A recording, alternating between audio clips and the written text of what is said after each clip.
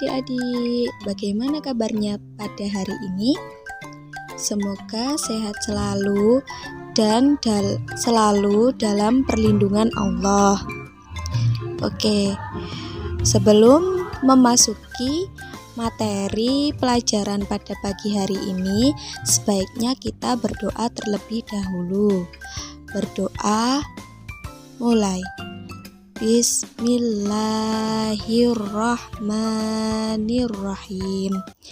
Rabbishrah li sadri wa yassir li amri wahlul 'uqdatam min lisani yafqahu qawli. Amin ya rabbal alamin. Selain bersuci atau berwudu menggunakan air, ada juga loh yang menggunakan debu. Apakah itu? Nah, kali ini kita akan membahas mengenai bersuci menggunakan debu, yaitu tayamum. Apa sih tayamum itu? Tayamum adalah mengusap muka dari kedua tangan sampai siku dengan debu yang suci. Tayamum ini dapat digunakan untuk mengganti wudhu atau mengganti mandi wajib. Akan tetapi, tayamum tidak dapat dilakukan setiap hari karena tayamum memiliki beberapa syarat. Apakah syarat dari tayamum? Yuk, kita lihat bersama. Syarat-syarat tayamum yaitu yang pertama, adanya udzur karena berpergian atau sakit.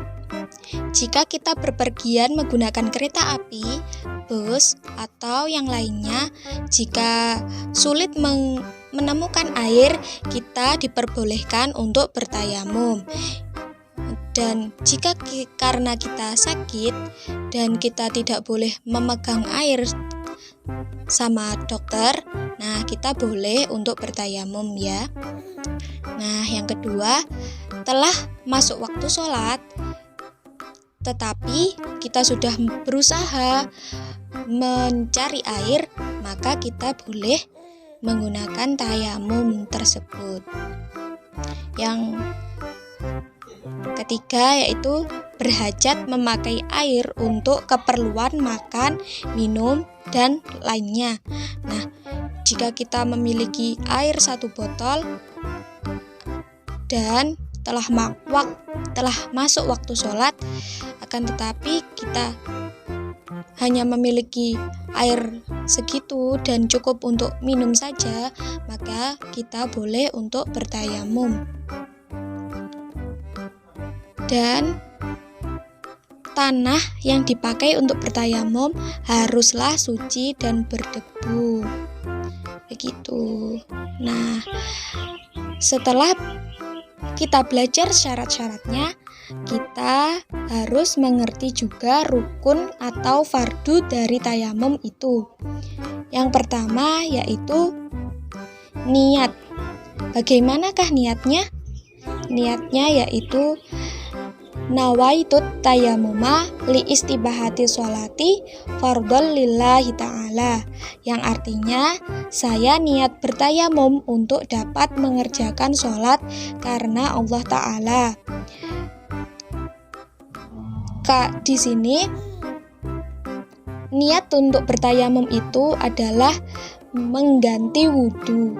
Jadi niatnya adalah li istibahati atau kita dapat mengerjakan sholat.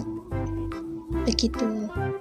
Dan yang kedua yaitu mengusap muka. Jadi kita mengusap seluruh wajah menggunakan debu. Lalu yang ketiga mengusap kedua tangan sampai siku. Yang keempat tertib atau berurutan. Selain rukun tayamum, ada juga loh sunnah tayamum. Yang pertama yaitu membaca bismillah. Yang kedua mendahulukan anggota kanan. Yang ketiga yaitu menipiskan debu atau ditiup atau diketukkan antara dua punggung tangan. Nah, itu adalah sunah-sunah dari tayamum.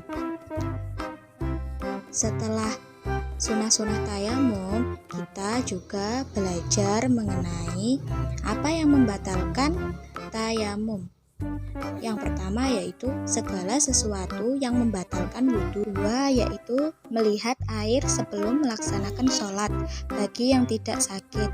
Jika kalian sakit maka tetap sah tayamumnya. Jika kalian tidak sakit dan sebelum sholat kalian melihat air, maka kalian dianjurkan untuk berwudu kembali. Nah, yang terakhir yaitu yang ketiga, murtad. Jadi jika kalian keluar dari agama Islam, pasti kalian akan batal tayamumnya.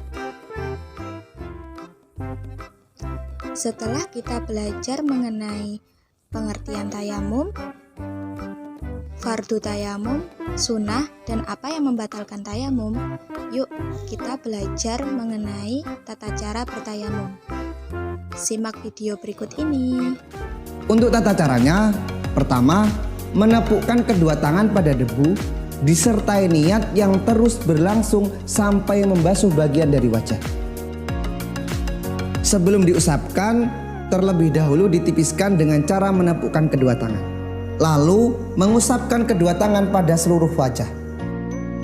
Selanjutnya, menepukkan kedua tangan di tempat yang lain.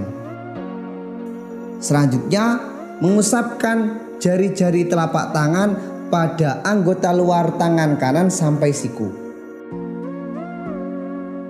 Selanjutnya, mengusapkan bagian dalam telapak tangan kiri pada bagian dalam tangan kanan mulai dari siku-siku sampai ujung jari jemari dengan tetap mengangkat ibu jari.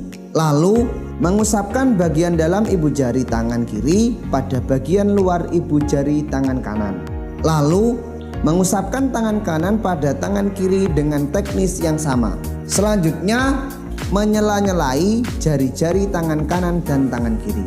Perlu diingat bahwa tayamum hanya bisa digunakan satu ibadah fardu atau beberapa ibadah sunnah. Saya contohkan, jika seseorang melakukan tayamum untuk melaksanakan sholat zuhur dan ternyata sampai asar dia belum batal, maka dia harus tayamum lagi untuk melaksanakan sholat asar. Berbeda dengan ibadah sunnah, dia diperbolehkan untuk melakukannya sebanyak apapun. Demikian pembelajaran hari ini. Nanti jika ada yang ditanyakan, bisa chat atau komen di bawah video ini ya. Sebelum pembelajaran pada hari ini kita akhiri, mari kita membaca Alhamdulillah terlebih dahulu.